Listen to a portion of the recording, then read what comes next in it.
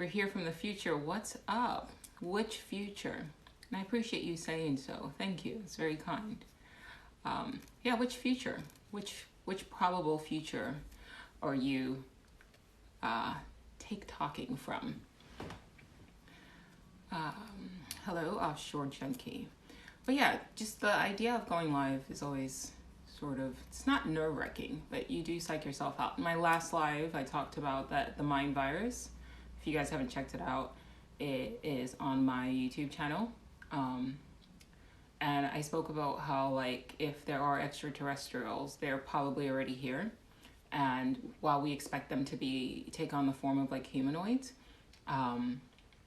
that's not necessarily going to be the case, right? Like, we've been primed or programmed in a way to perceive extraterrestrial life forms as, humanoid, like physical, like the alien grays with the big heads and the eyes or whatever.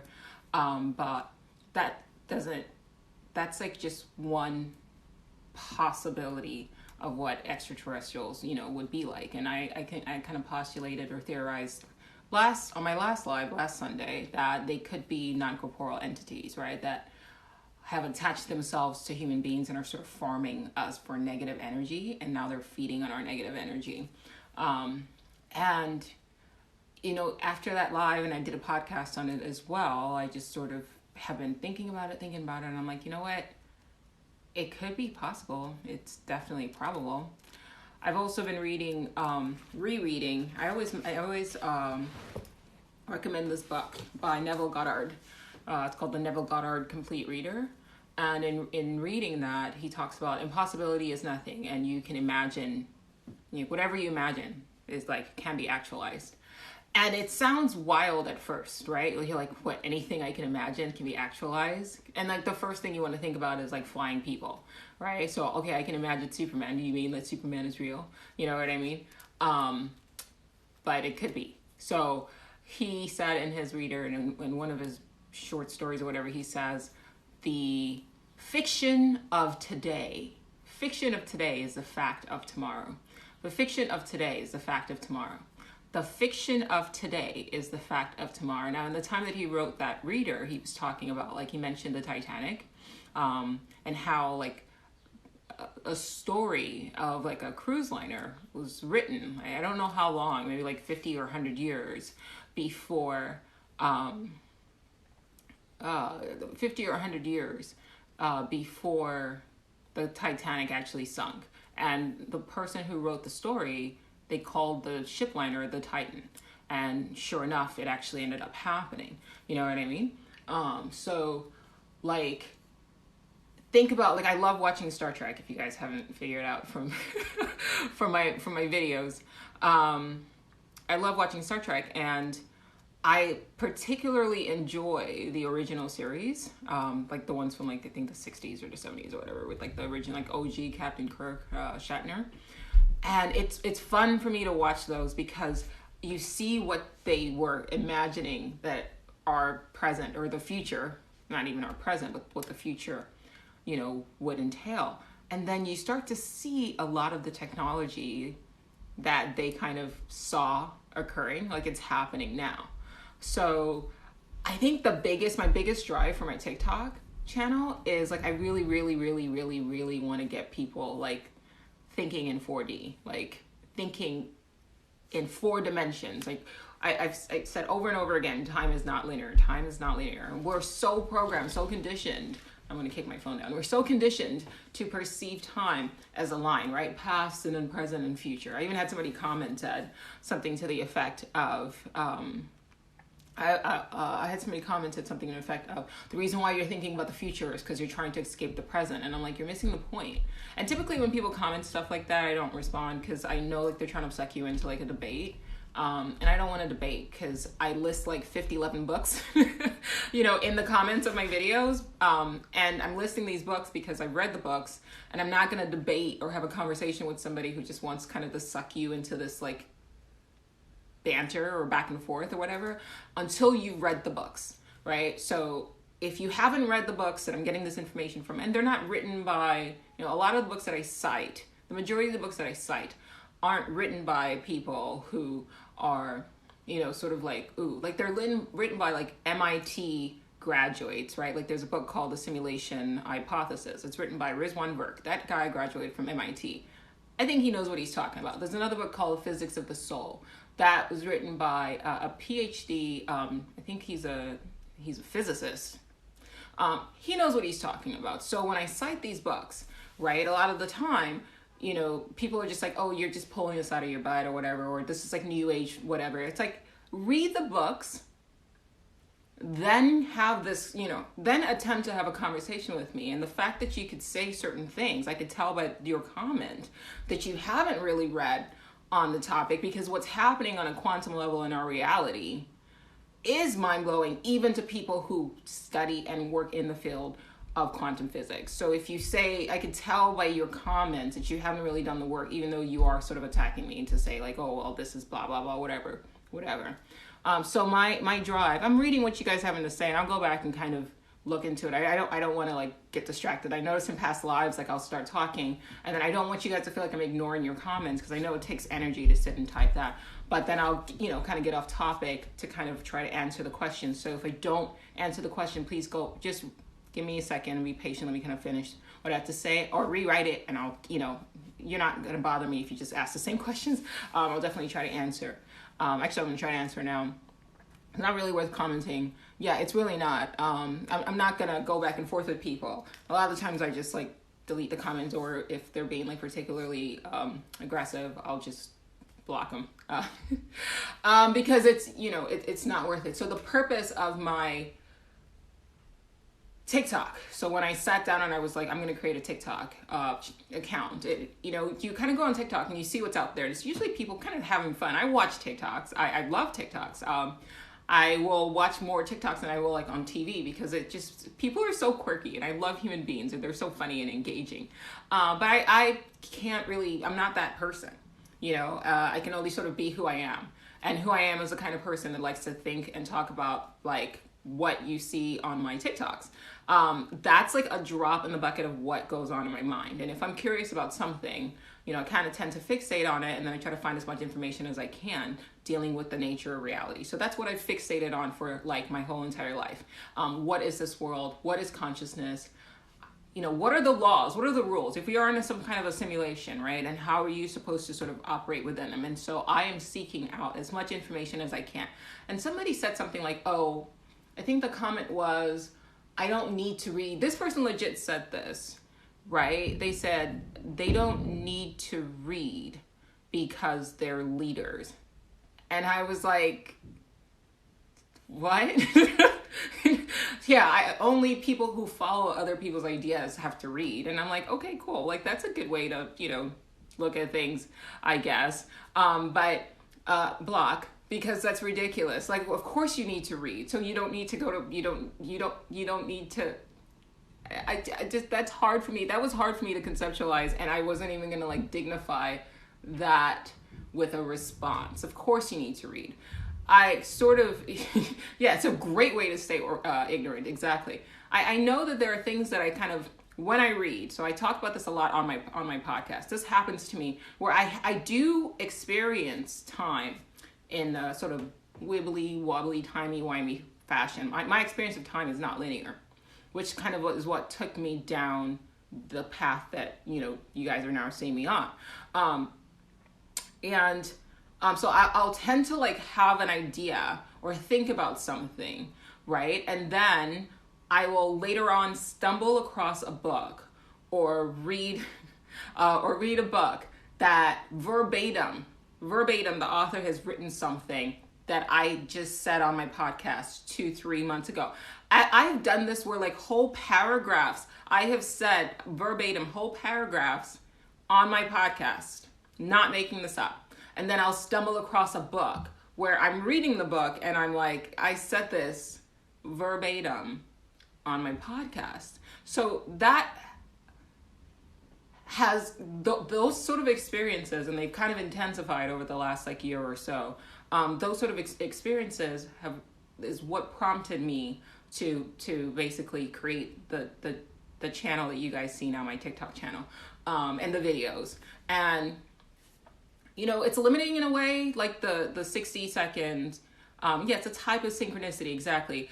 TikTok and having the short format is limiting in a way because you have to take really, really complicated ideas and condense them into 60 seconds. But I love the challenge because if you, I think Einstein said this, if you cannot really explain something that's really complex in a very simple way, then you don't understand it.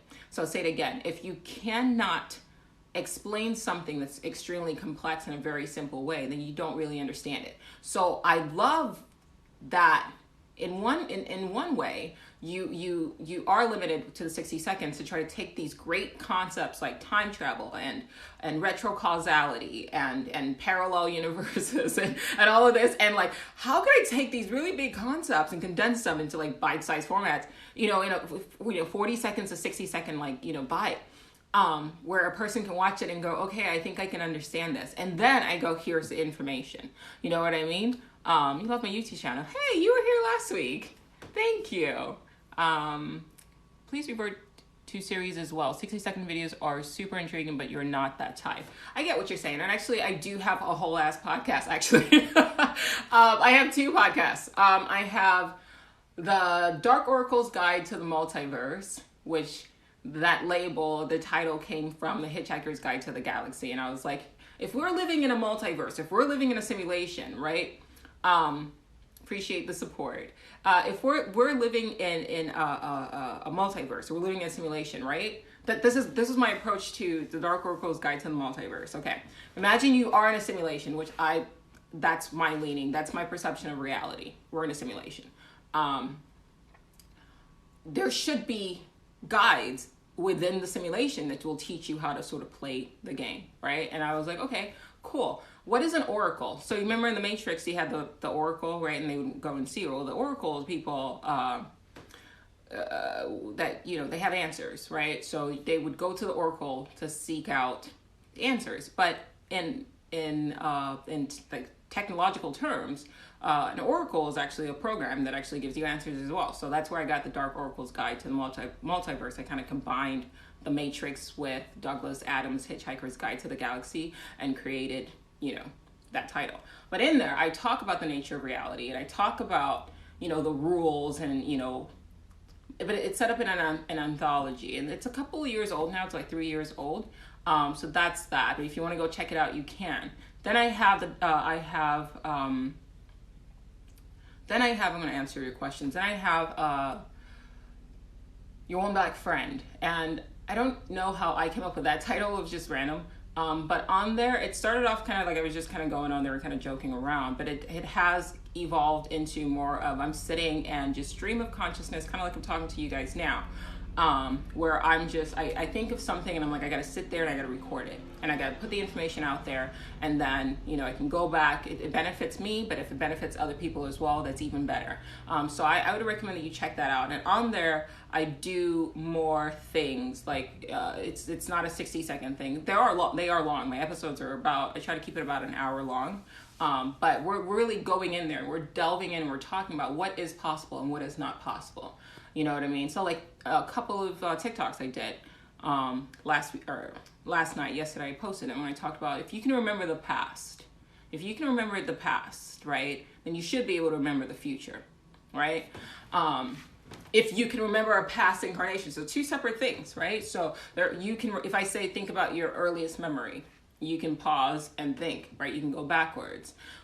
If time is not linear, right? And this is Googleable, time is not linear, then why should your mind be limited going backwards? You should be able to go forward as well. I have another video that I haven't posted yet where I talk about ideas and how can you fish into the future to capture ideas and then be kind of instrumental in the actualization of these ideas in our reality.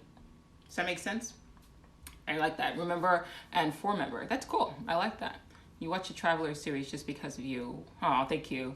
What if the director was hacked in real life? Yeah.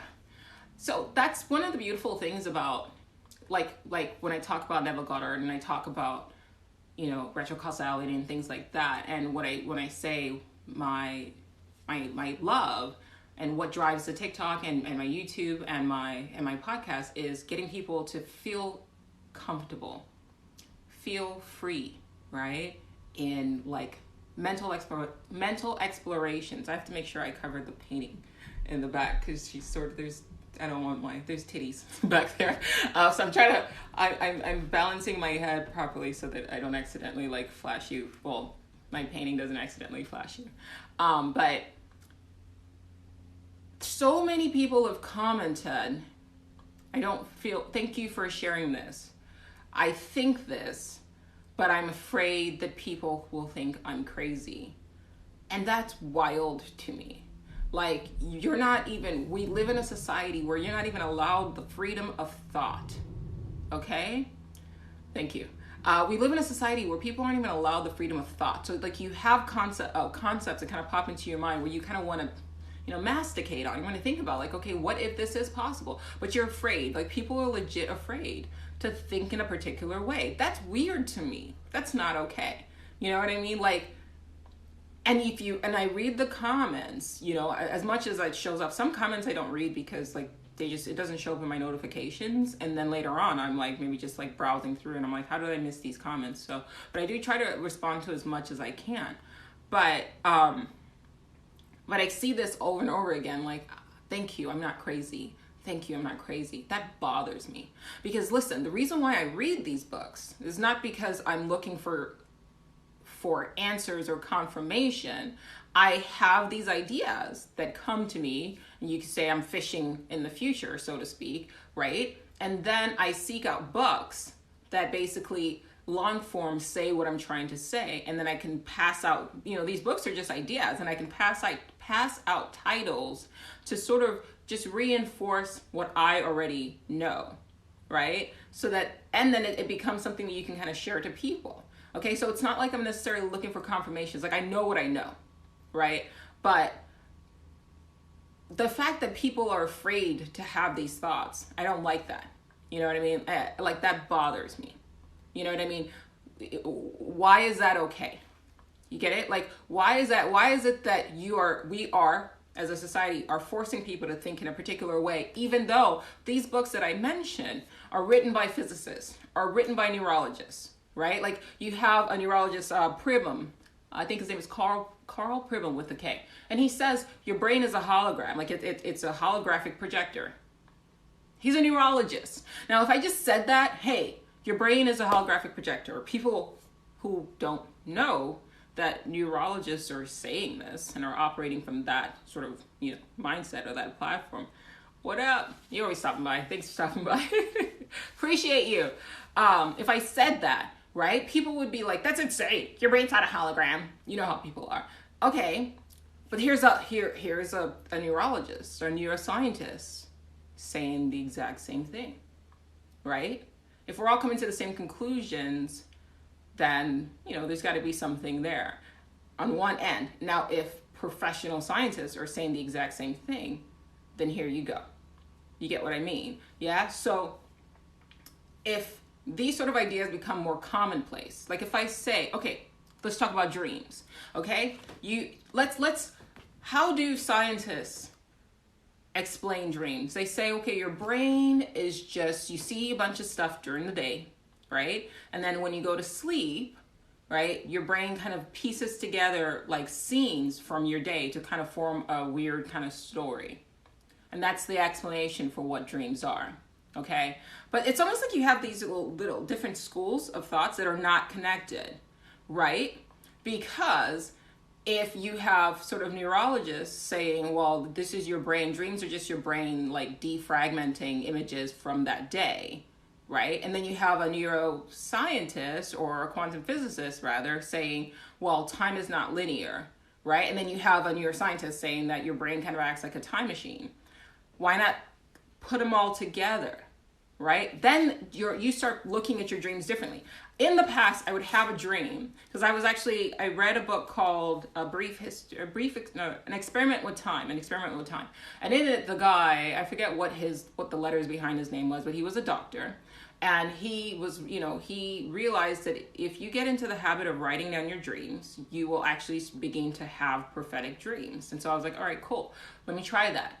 And I did. Like, it wasn't like full on, like, okay, like I can tell you exactly what's going to happen, but I would notice I would dream about something, and those scenes that neuroscientists tell you, occur, like those defragmentation dreams, right, would pop up, but the next day. And then I was like, yo, wait a minute.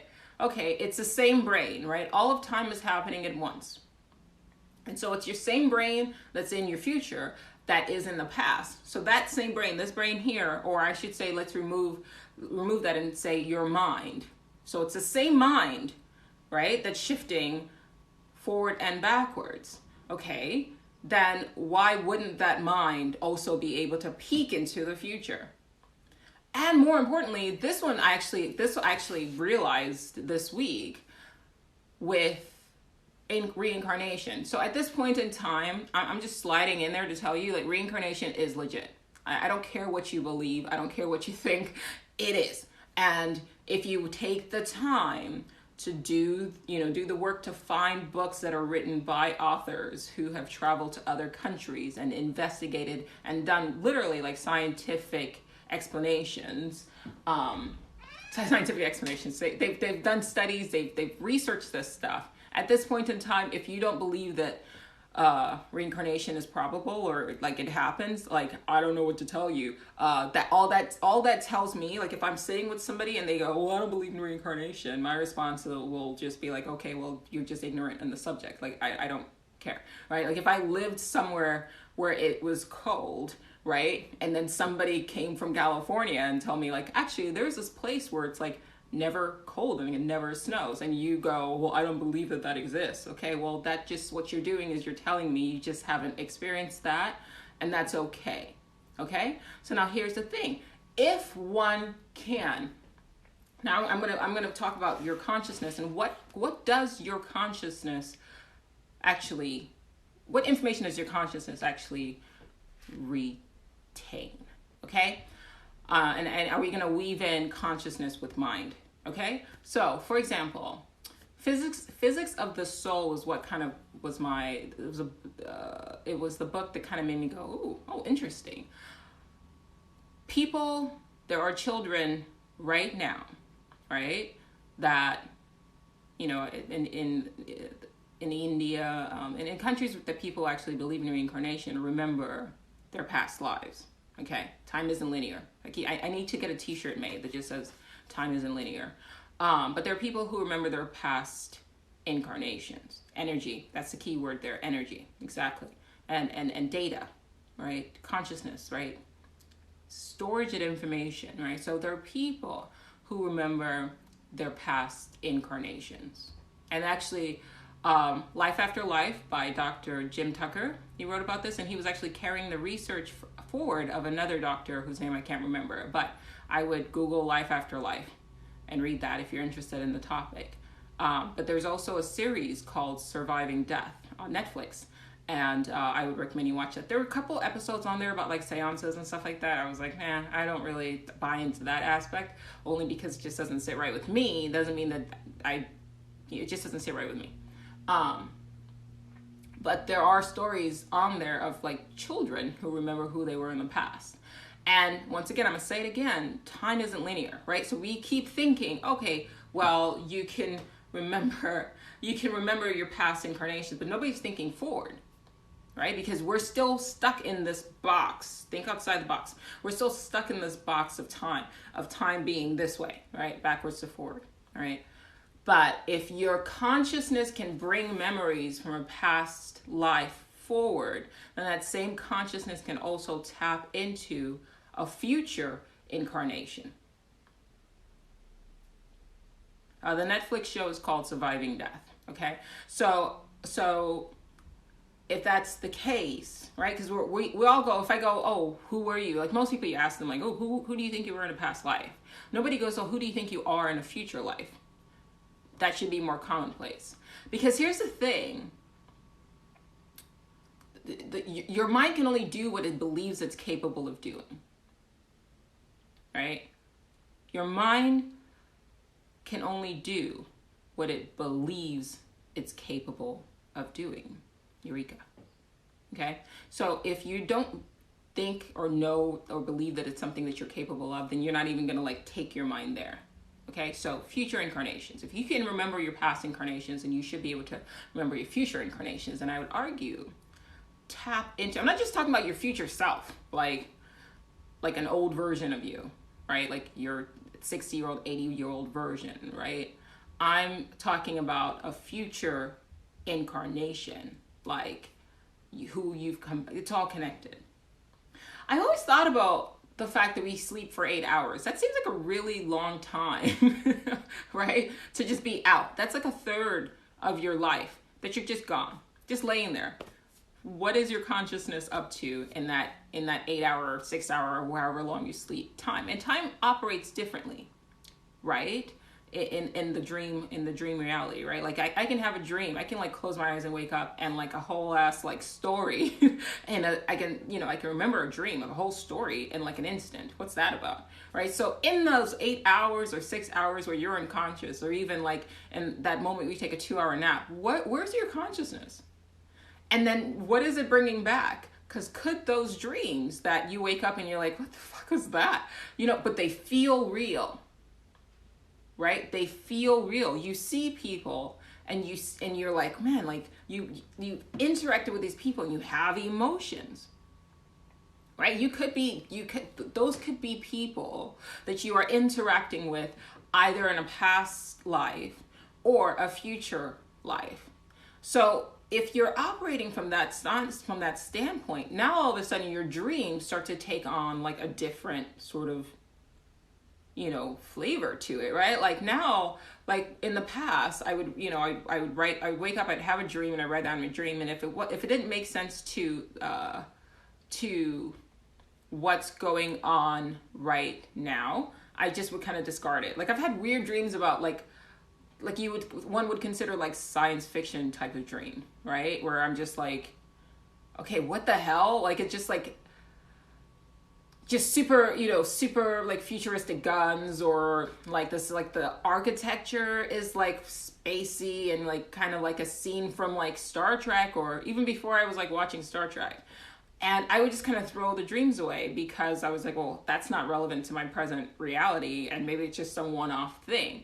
But if you start operating from that premise of, wait a minute, my brain could be, defragmenting images, not just from my present life, right? So I could be also having dreams that contain images or scenes from a future incarnation or a past incarnation or a parallel life as well. Then all of a sudden when you wake up and you have this dream, like it hits you different. Like you're like, okay, who was that person, or who were those people? And then you can be listening to this and go, okay, this is all well and good, but what the hell am I supposed to do with this information?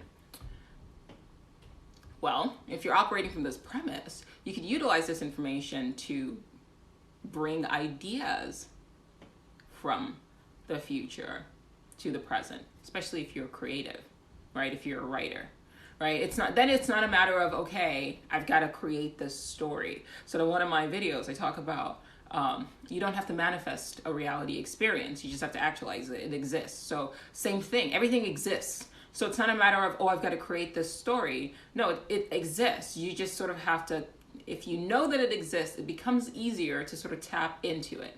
It's so funny. I sat down once and I just set up my camera and I was like, okay, I'm going to tell a story about people who transfer their consciousness to the past because their future was like, there's something, it's chaotic and, it's like falling apart. So they transfer their consciousness to the past and now they're living amongst us. And it was just a random idea. And this is like 5-6 years ago. And I recorded this on my laptop. And then the show Travelers, like I just finished watching Travelers like this month. And I was like, that's so weird, right? Now people go, oh my God, that was your idea. Well, what are ideas? We just attach labels to stuff without thinking about, well, what is it? Like, okay, this is just deja vu. What the fuck does that mean though? You can't just slap a label on something and then just from that point on, because there's a label, then it's okay. Like, oh, it's deja vu. What does that mean? Oh, I just had an idea. What does that mean? Where are you picking this? What are you picking this information from? Where are you getting this idea from? Right? So anyway, that's my 2 cents. I kind of want to answer what you guys are saying. Full parallel existence that doesn't fit in time, space, physical body, we know. Brain puts students to together and creates a possibility of the future. Yep. Ego vent, discussing our class. I don't know. Young son says he dreams of our different lives. Yeah, everything is connected. Yep, very long. The ultimate desire is never to come back. I feel you.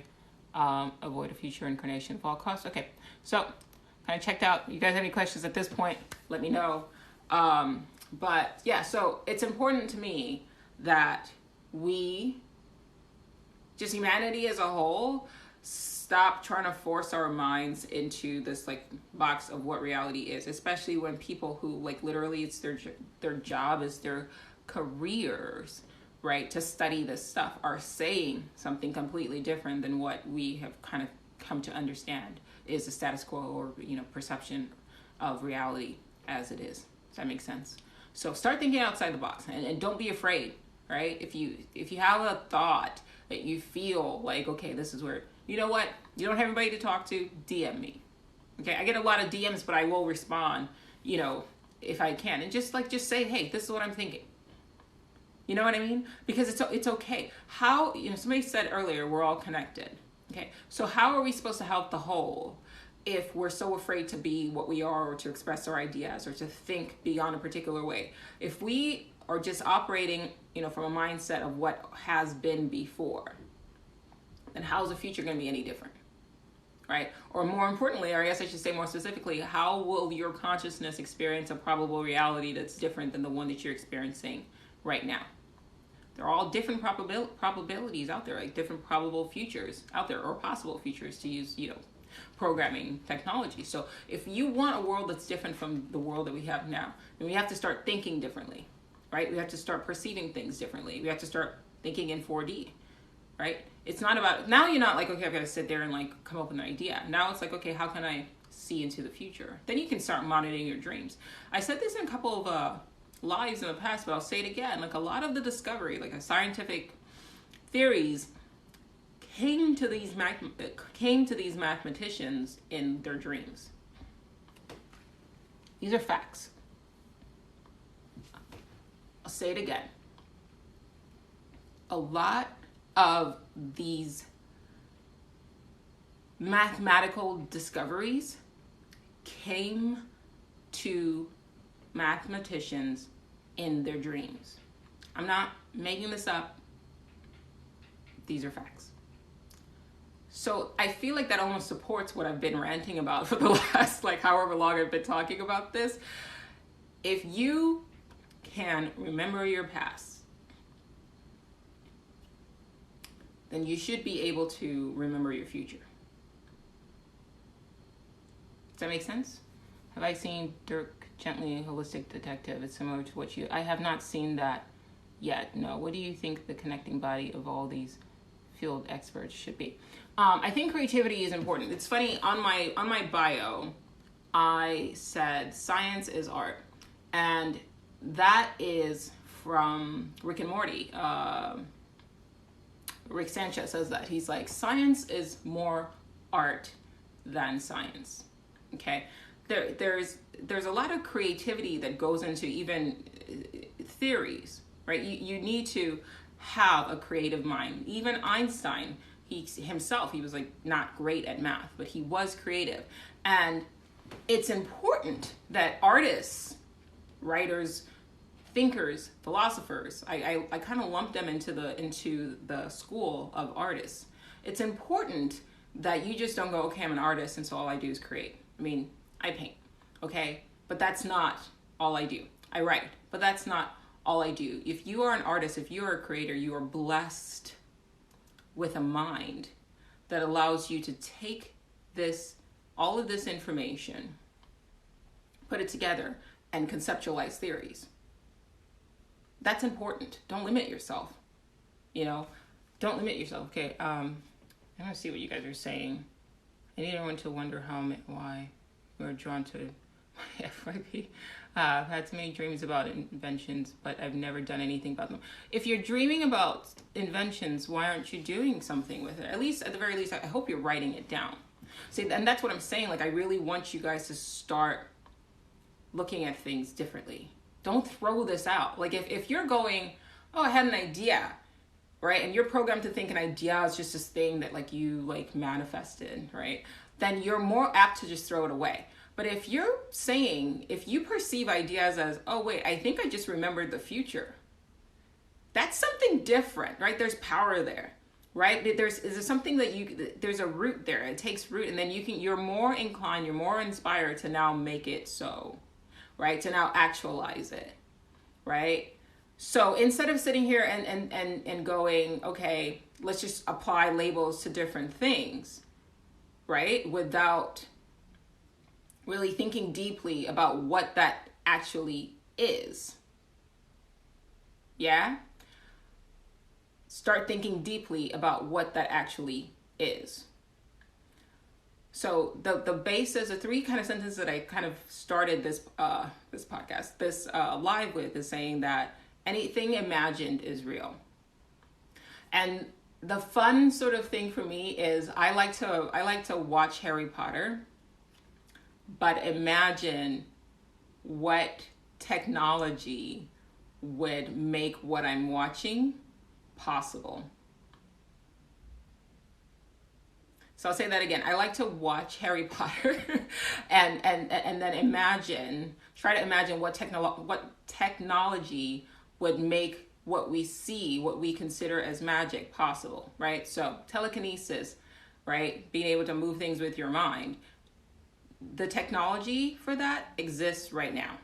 Michio Kaku wrote about this in The Future of the Mind. I think if you jump down to chapter 5, he actually starts explaining how they're developing technology right now that allows you to move things with your mind, okay? So that's it already exists, okay?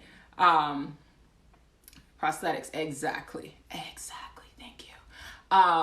ESP, the ability to read people's minds. Well, the technology exists right now for that to happen, right?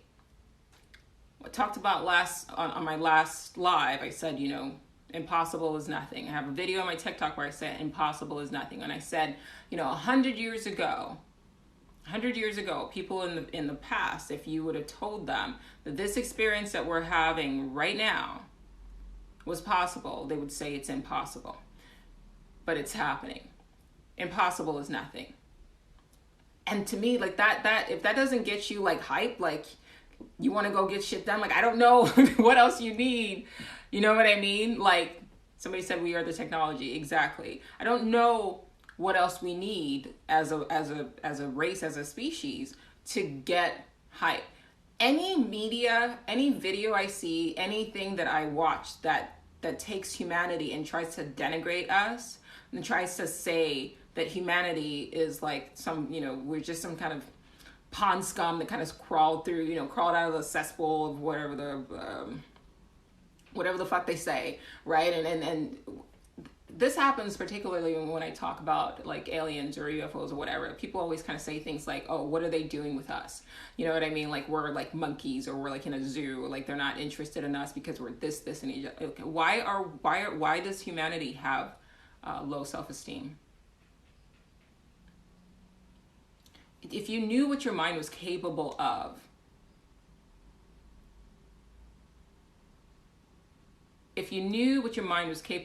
and we're not programmed to perceive our reality or ourselves as these sort of beings that literally are shaping reality.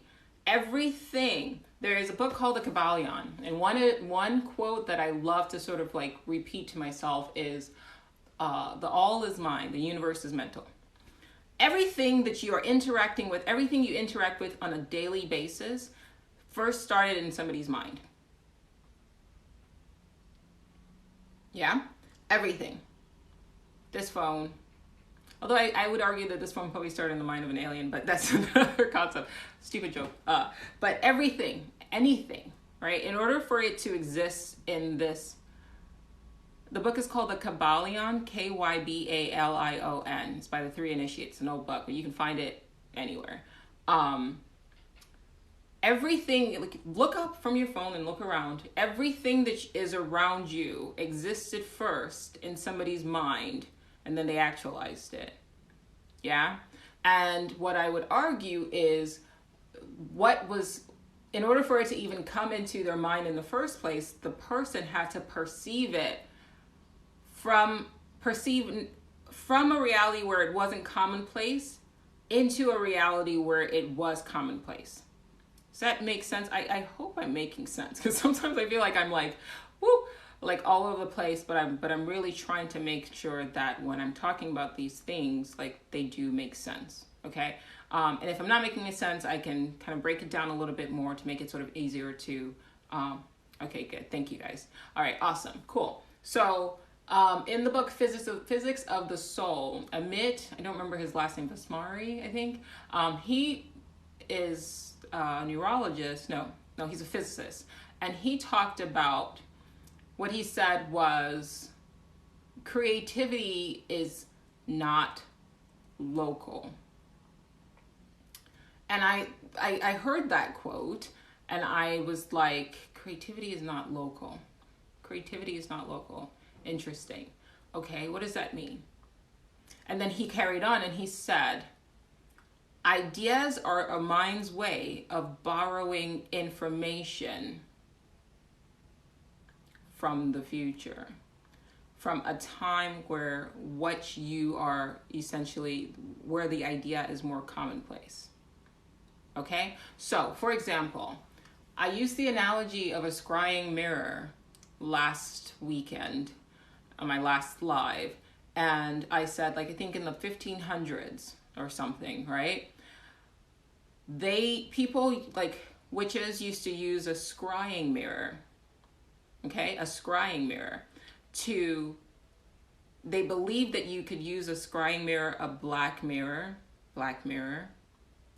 I'm gonna put it all together, guys. They believed that you could use a black mirror to see images of and communicate with people in a different world, right?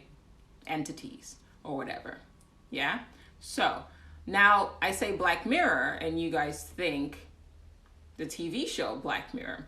But the people who came up with the TV show Black Mirror, exactly, yeah? They said that they came up with that title because that's your TV, right? When it goes black, what you see is the black mirror, that's your TV, and it's reflecting back on you, right? Your cell phones do the same thing. Now, here's where it gets wibbly wobbly, timey-wimey, okay?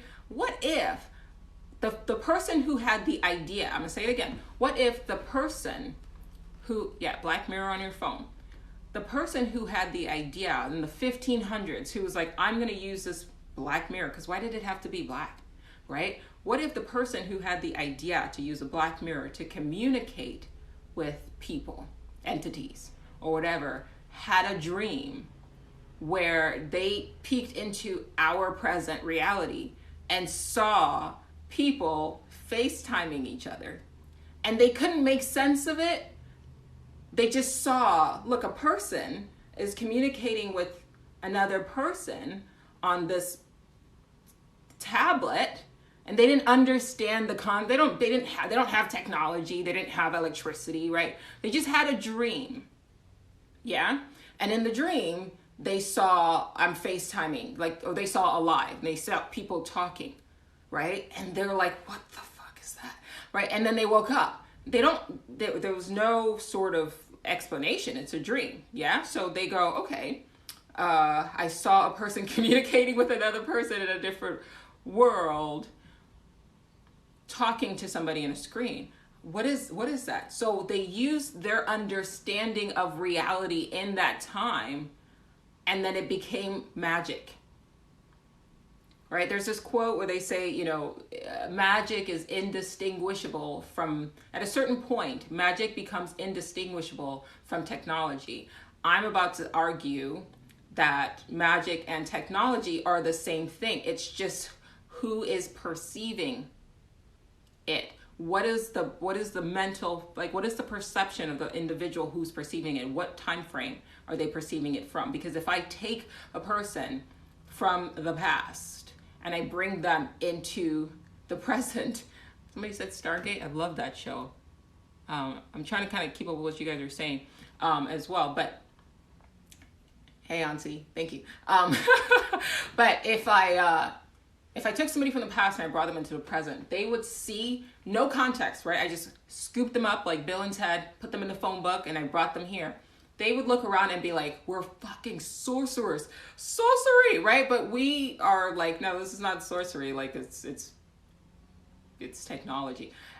I mean, but it is a type of sorcery. Like, you don't know how a cell phone works. Like, you know what I mean? I'm always mind blown when I even think about the concept of like cameras, like taking a picture of somebody's image in an instant.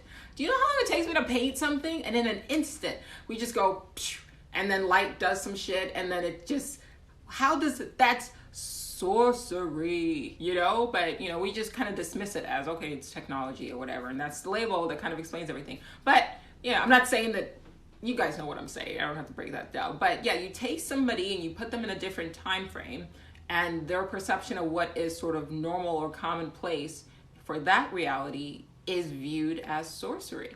So a person from the past would see me communicating right now and go, oh my gosh, that's like, it's magic. Like, everybody in the future is magical.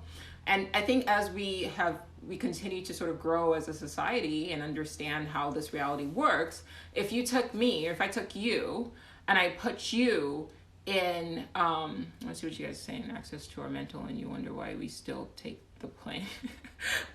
If I took one of you guys and I put you in my time machine and I took you to 200 years in the future, where what I'm talking about right now, telekinesis, guys, guarantee you, in some future, human beings won't even be speaking to each other anymore. I will say it again. In a future, human beings won't even be like, I won't be doing this. Why? We will become sort of mute. Why? Because have you ever tried to really communicate shit with people where I'm trying to like listen to this live, even this live right now, which I will put on my YouTube channel, in case you guys are kind of coming in the middle of it. But imagine a technology that we're all sort of linked to. I don't want to say it's a chip because I'm really kind of fishy. Like, I don't feel okay with the idea of like implanting a chip in my head. So maybe think of something. Okay, I'll keep going. Maybe think of, it's always funny though, real quick, like when I start a live, I'm all like put together, and then the more I talk, I start to look like that crazy mad scientist like in all the movies, like, oh no, this is happening, I don't know what's going on. Okay, so anyway, I'm trying not to get distracted, guys, so like bear with me. You guys can keep typing. Because I like kind of looking down and seeing that you guys are engaged. So that's good. But I also have to kind of control myself so I don't like get off topic. But we will not need to communicate verbally. So 100 years from now, I'm doing a live. And we're all connected, not with a brain chip. I'm not cool with that. I don't want anything like permanently in my head. But imagine it's like something you could take on and off, like a headband or an earpiece or whatever, and we all plug into this live.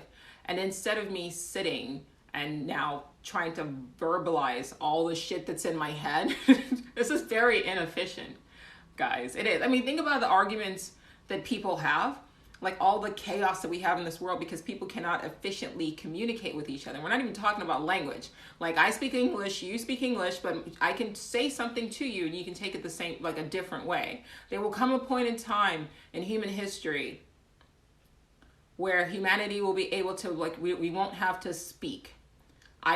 You'll come into my live, and then you guys will all plug in. I'm gonna make it an earpiece because I don't want a chip in my head. And I just plug in my little earpiece, and then I just send fucking information to you guys. Excuse my language. I have a potty mouth. I'm working on it.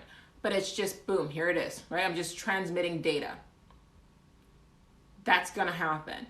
So right now it sounds weird like if I took you guys out of time, and like I said, I put you in my time machine, and I take you 200 years in the future, you're gonna walk into a future where human beings are quiet.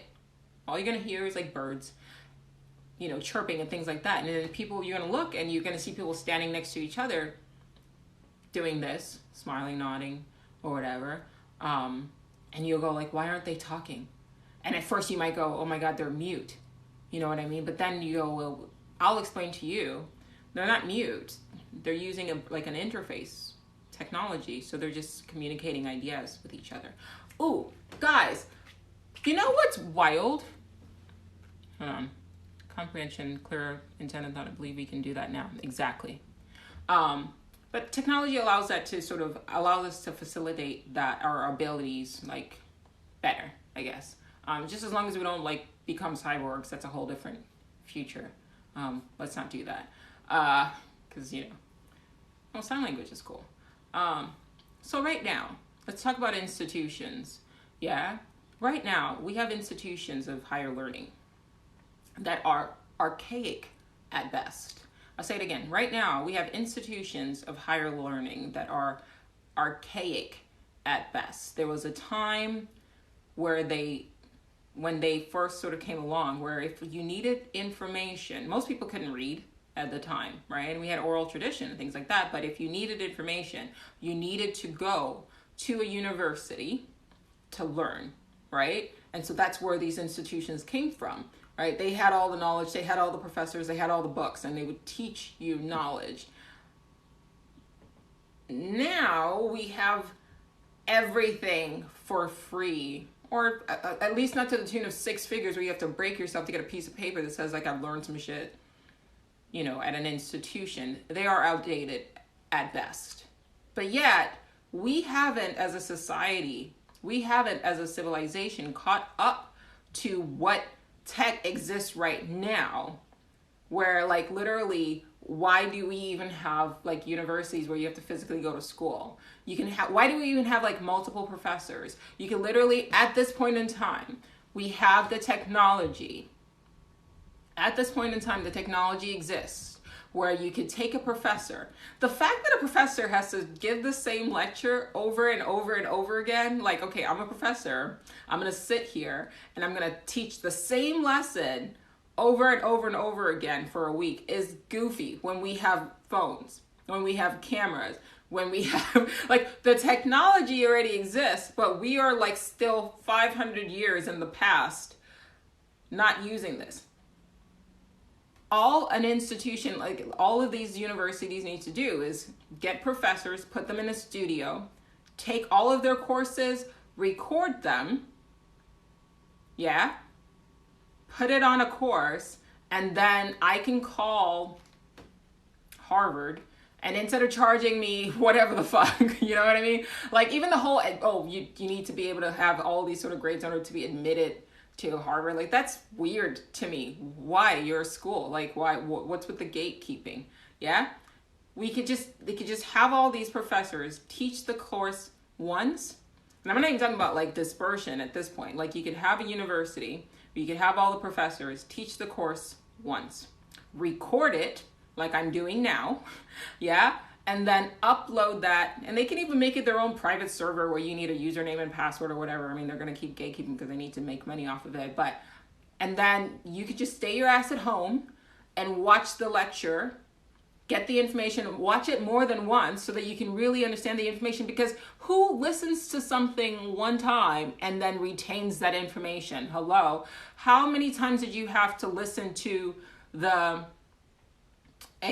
your APCs or whatever before it, like, became second, like, nature, right? Like, you didn't just go A, B, C, D, E, F, G. Oh, okay, cool, I got it, right? But you go to an institution of higher learning where you're breaking the bank and going into debt, and then you just sit in a lecture one time, and then, like, you're supposed to just retain the information. That's inefficient. And yet we have the technology to do better, but for some reason it's like it's mismatched.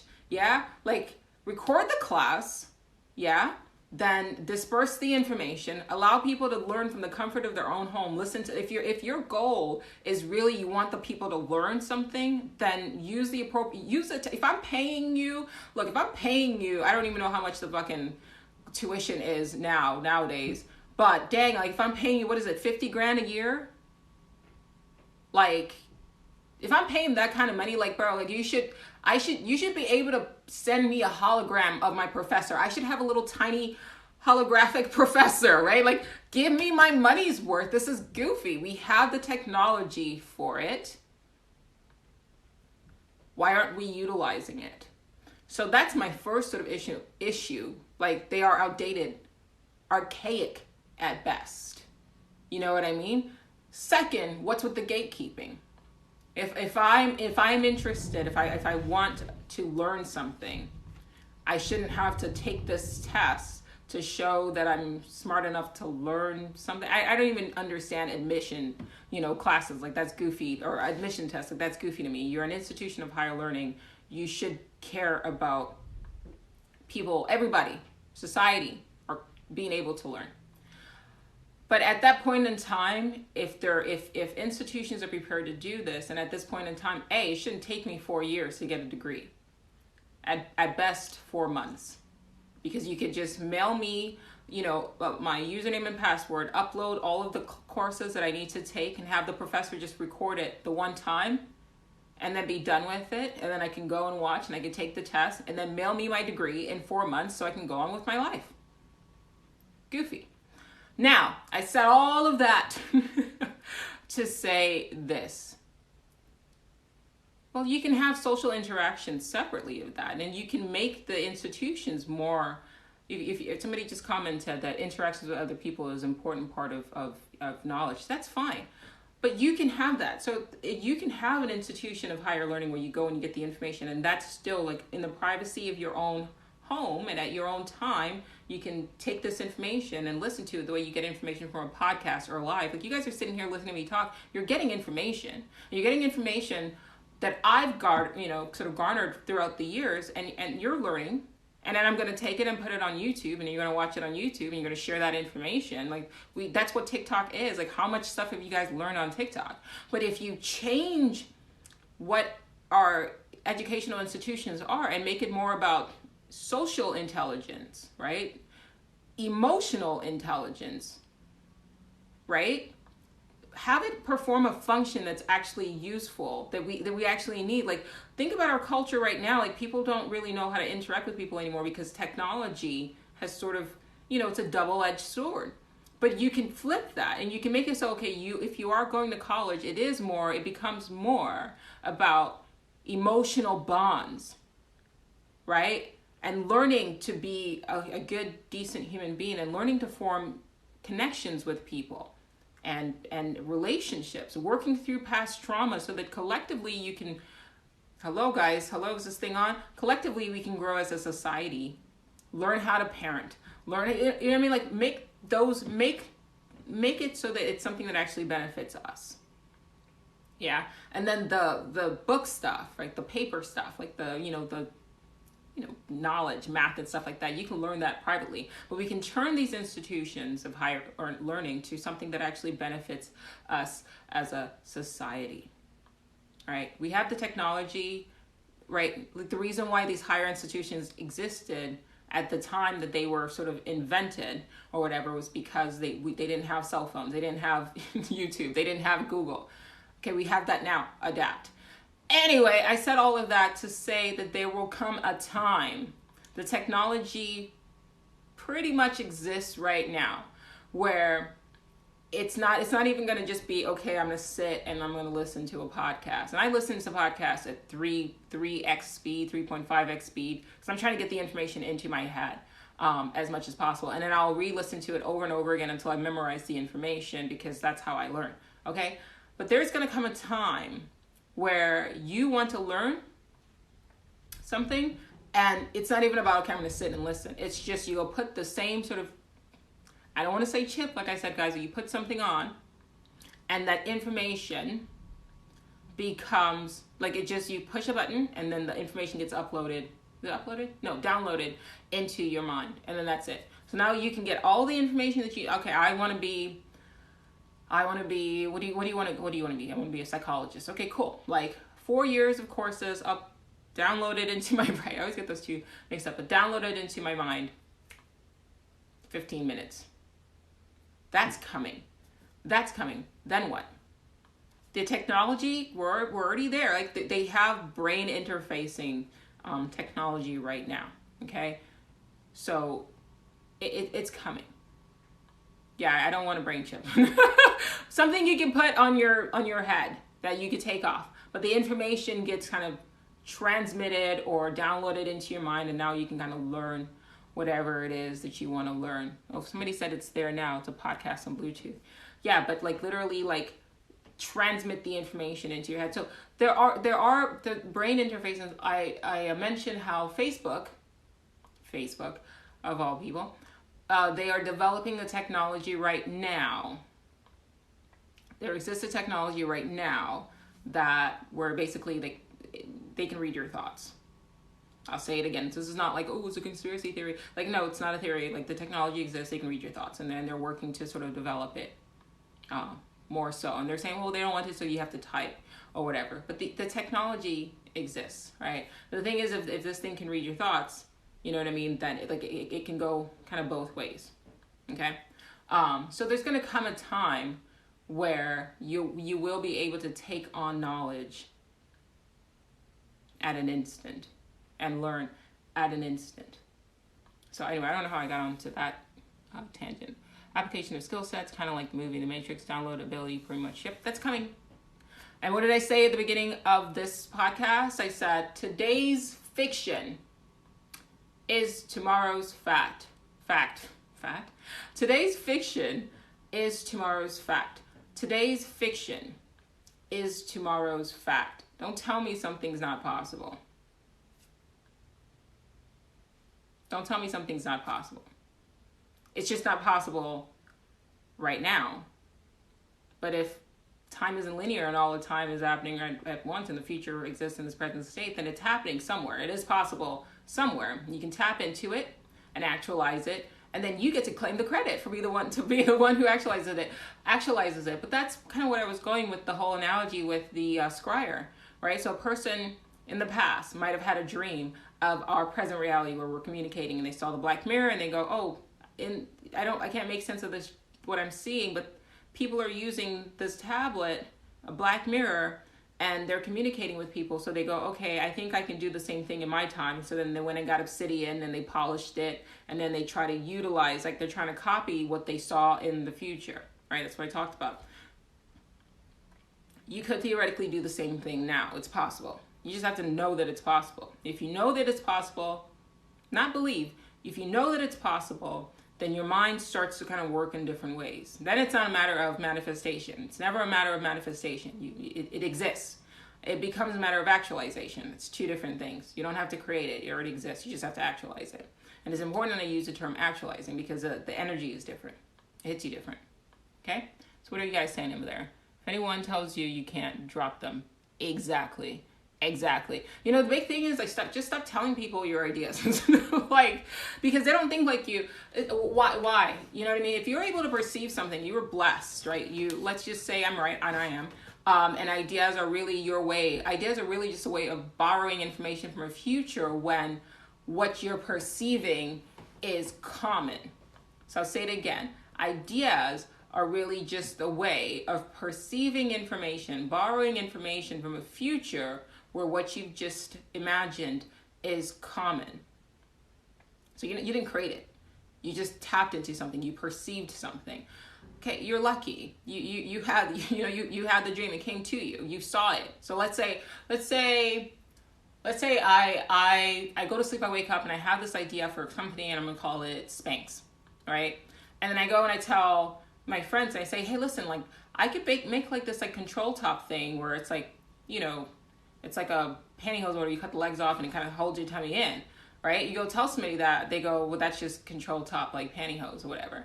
But how do you know that that person, the lady who invented, you know, Spanx, didn't see herself in a future where she was actually successful, and as in a probable future where she was successful? Probability is key. I keep using the term probability, right? It's key. Now, if she would have gone and told the wrong person, I'm trying to cover the titties in the paint. If she would have gone and told the wrong person, and she would have listened, and that person would have said, that's not going to go anywhere.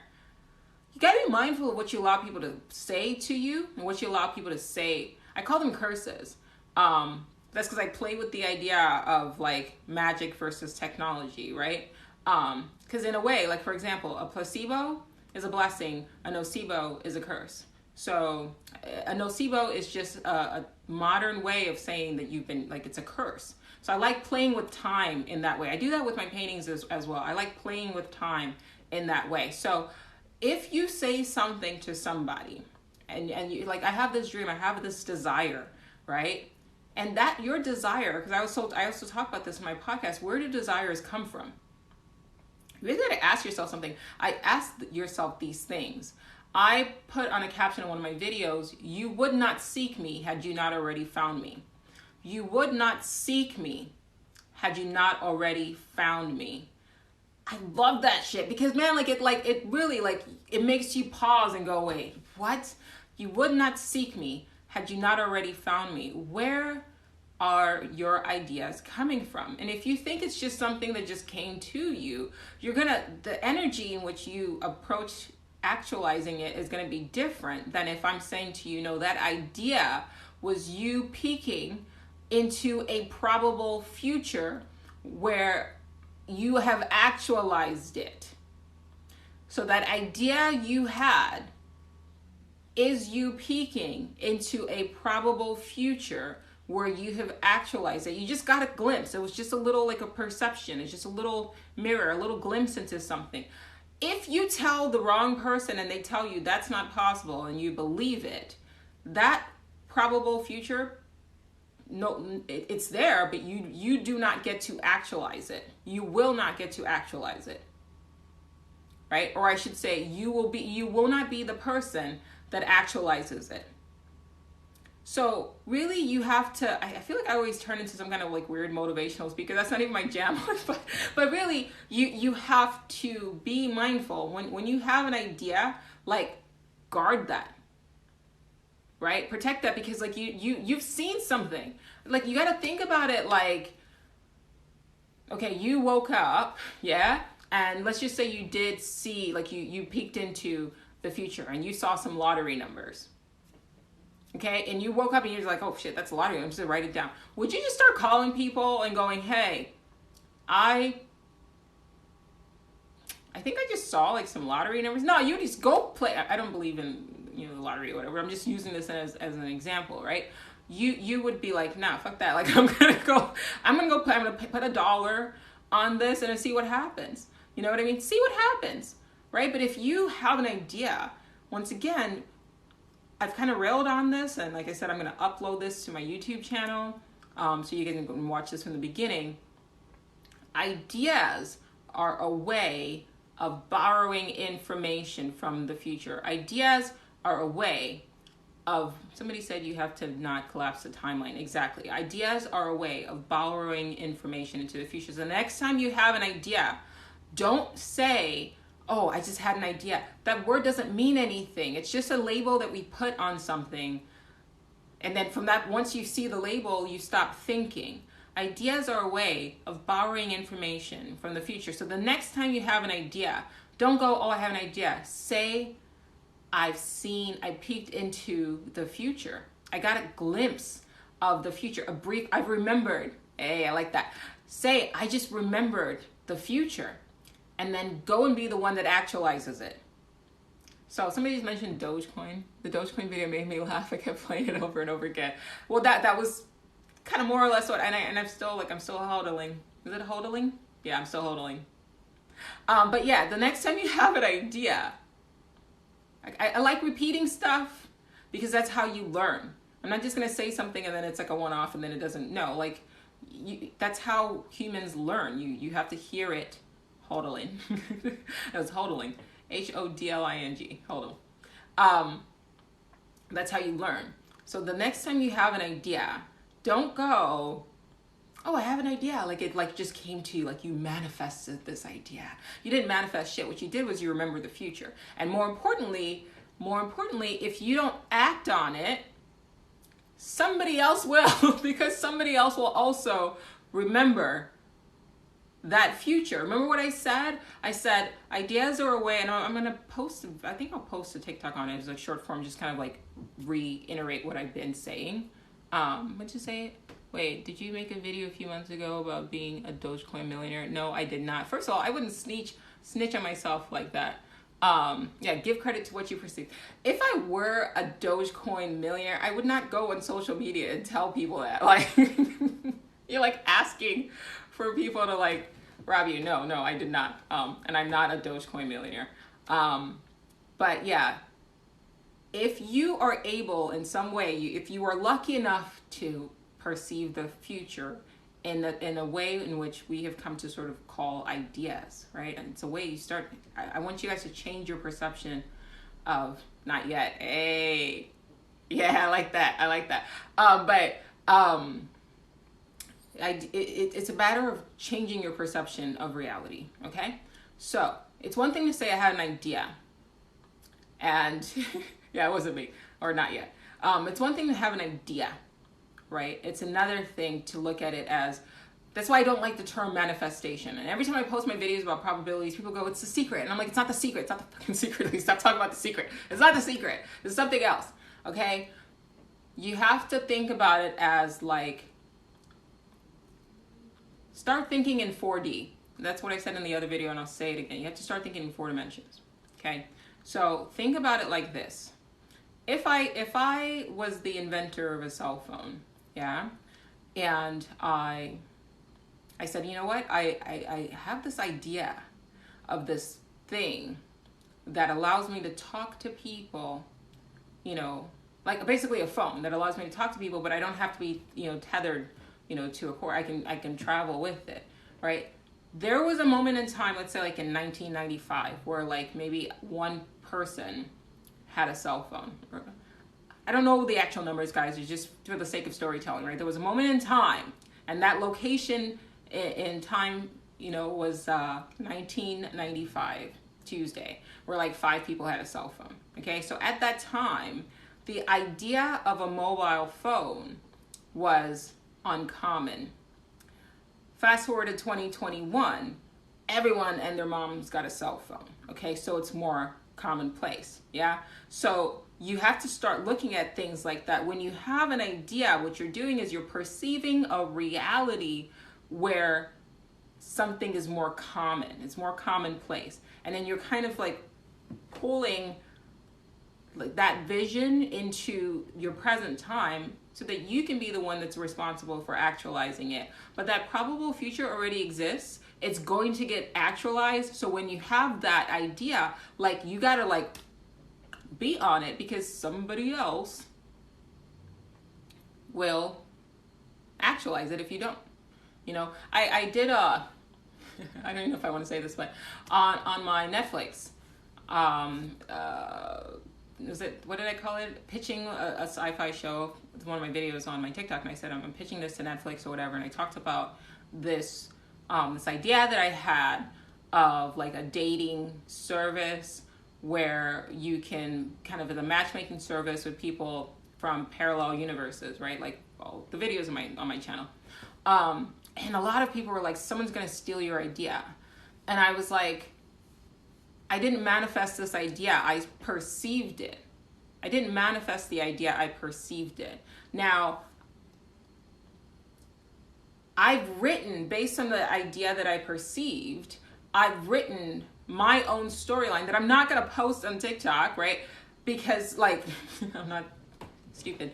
But I have like my whole, from that idea, I've now drawn characters and stories, and I'm seeing something, and I've written all that out. That part I'm not gonna put on social media, right? That's more what I'm trying to actualize.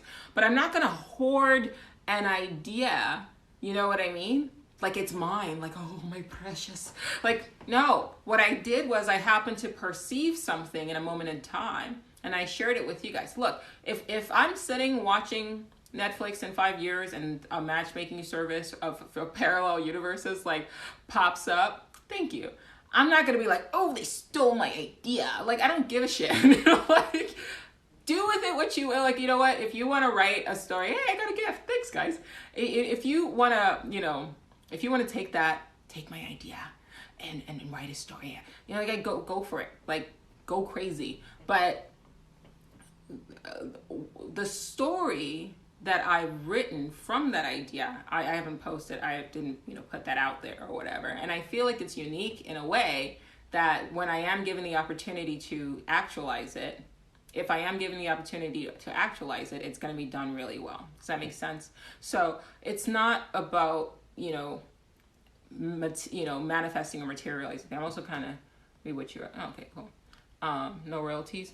So once again, it's not about, I didn't sit and put a video, like if I put a video out on like YouTube and I literally was like, okay, this is the story, this is the plot, these are the characters, right? This is what happens, right? Like that's, so an idea, it's really nothing. There are lots of ideas out there. Like, right? Like there's so many ideas, and there are a lot of movies that repeat ideas, right? Like the one I can think of is, what is that? Will Smith? What's that one where he like was being hunted by his own like clone? But we've seen that before. And then we've also seen like Looper, right? The same idea of being hunted by your younger self, being hunted by the younger self. So Looper, and what is that movie, guys? Help me out. That Will Smith movie. It's the same concept. Fucking, excuse my language. Black Panther. Black Panther is basically the Lion King. Gemini Man, thank you. Yeah, exactly. It's the uniqueness of the story that matters, not the concept, not the idea, right? It's how you execute the idea, okay? So Black Panther is the Lion King. Same idea, but it's the story is told in different ways. So I'm not really, you can't be, you can't like be like this, like, oh, I got this thing and I'm gonna like hold on to it or whatever. Like it is, it's okay. And I would argue, it is. This is Killmonger. Believe it or not, actually, I liked Killmonger. I mean, I loved the movie. Okay, so what I'm about to say is a little controversial, maybe, I don't know, who cares? I respected Black Panther, like the the main character. Like I got it, but I could relate to Killmonger. Like I didn't like the fact that he kept killing women. Like I was like, yo, chill, like can you stop? Like he just like, I want to like you, and then he'll go like choke a woman, and I'm like, bruh, like chill. So I got it. Like I respected him, and I would say like, what I'm about to say. Yeah, I respected where he was coming from, and the way he went about it was sort of like a little, low key messed up, but he was actually a very well written character. And I feel like they just threw in the scenes of him hurting women just so you wouldn't get to like, you wouldn't like him more than the main character than the Black Panther himself. So I like Killmonger. That's my whole thing. But yeah, treat ideas not as something that you manifested, because if you're thinking, okay, I've got to like, I've got to come up with this idea. Do you feel the energy there? Like I've got to come up with this idea. It's like very tense, you know what I mean? Yeah, it's very tense. Like, and then you feel this pressure, like, okay, like you feel like it's something that you've gotta, like you're responsible for, as opposed to the effortlessness that it takes. If I say, remember a child, think of a childhood, a pleasant childhood memory. You know what I mean? Like there's no effort it doesn't take much effort to remember the future. But the problem is that people told you that you cannot remember, I'm sorry, what did I say? It doesn't take effort to remember the past, but it's a little bit harder to remember the future because people have told you or convinced you that it's not possible. But writers do that all the time. Like Star Trek, like watch a lot of the stuff that they wrote, what's his name? Gene Roddenberry?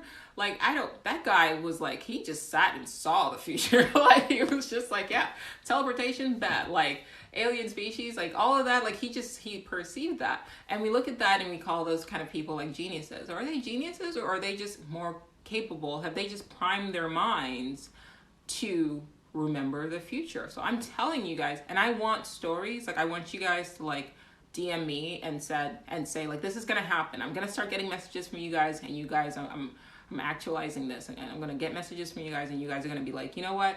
Once I shifted my perception of reality to the point where I didn't feel like I had to create an idea, I just had to remember a future, things just started coming to me, and the creative process became more effortless, because it doesn't take effort to remember the past, so it shouldn't take effort to remember a future, not just a future right now, in your present avatar, but a future incarnation, like 500 years from now. It's possible. It happens every day.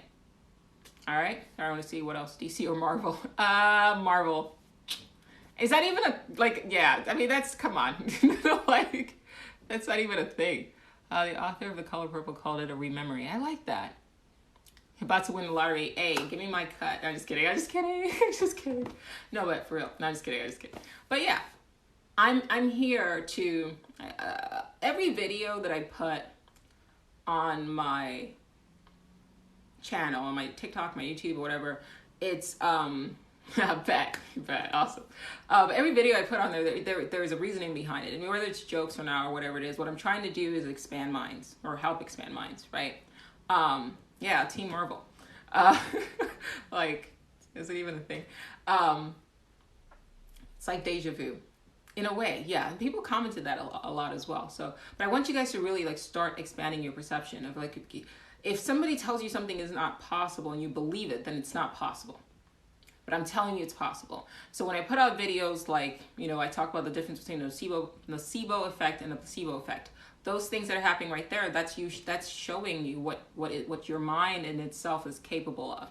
When I say things to you that everything you perceive right now started in somebody's mind, look around. It did start in somebody's mind. Everything from the cell phone.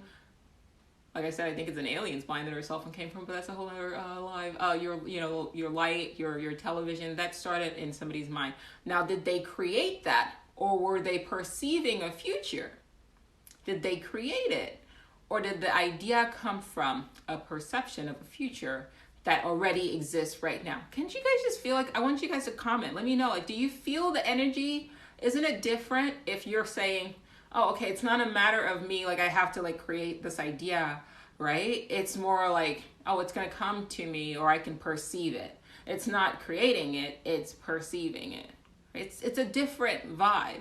And if you're, like I said, if you're a creative, if you're a writer, if you're a business owner, you know what I mean? And you're like looking for ideas, you stop. Like, just think in the terms of perceiving a future where what you're trying to actualize is now commonplace. Like I said, like a cell phone in the 90s was not commonplace, but it's commonplace now. So having the foresight to see into a period in time that exists right now, because all of time is happening at once, and your brain is a time machine, you can tap into, and it becomes easy because it's common. You can tap into and see or perceive a future where whatever it is you're trying to actualize in the present is common. Okay? Cool. All right, I want to read what you guys are saying. Feel free to comment now. Oh, thank you. That's nice. Appreciate it. Past, present, and future exist at the same time. Exactly. Yeah, so let me see. I'm going to make sure I'm not... And there's a reason we get linked up with people, and it's to confirm what we already happened. Exactly. I don't believe in twin frames. Now you have to kind of expand upon that, what you mean by twin flames. I believe that, so somebody just asked, do I believe in twin flames? I think that you reincarnate. DC fan here, don't cancel me. Oh, thank you, that was kind. I believe that there are people that you choose to reincarnate with. And once again, when I talk about reincarnation, I'm not limiting that to the past. I'm also thinking about the future, or including the future as well. So maybe every time to use simulation hypothesis, like sort of lingo, every time you choose to upload your consciousness into our simulation, you just have friends that you play with, right? Like if you're gonna go, like just in a video game, if you go play a video game, there are people that you go, okay guys, we're gonna like log on like 4 o'clock, right? We're gonna do a raid, right? And it's just people you just constantly do different instances with, right? So I think the same thing, like you have, like, they're just your friend. There's nothing, I don't put any sort of like, I don't, the energy around my perception of like twin flames isn't like esoteric. It's just like, they're just your friends, right? That you just choose to keep playing in different incarnations, with, through different instances with, right? And maybe you played together in like ancient Rome or whatever, or ancient Egypt, and now you're playing now, and then you're playing together also on a Mars colony. Like, it's just sort of, those are your people. And sometimes you guys choose to like be friends, and then other times you guys choose to be adversarial, but those are like your besties or whatever, like for all eternity. That's my perception. Learn astral travel, answer your question. Yeah, I hear ya. I hear ya. Hey, real quick, what's the difference between a person who believes something and who knows? Yeah, exactly. So I think you caught that. I'm very mindful. I try not to use the term belief when I mean know, because they're two different things, right? The energy is different. And I always talk about energy, and I don't mean it in an esoteric woo-woo way. I mean, it's all energy. It's all energy. Somebody said it earlier, it's facts. It's all energy. And you pay attention to how things make you feel. Not what comes out of your mouth, not what you think. It's how things make you feel, because you do feel the energy. And it's not new agey, it's just facts. Like, it's just facts. And so when I say, if I said to you, I believe my mom loves me. Yeah, there's doubt. Why wouldn't you just know, right? The energy is different. If I said, I know my mom loves me, okay, it's different. So I'm very mindful of not using the term believe, because in belief in itself, like, I've seen this before, where people say belief has lie in it. And there's some truth there. So I'm very mindful of not using the term belief versus knowledge, because it hits different. The energy is different. Now, unless I'm not sure, if I'm not certain, then I will use the term belief.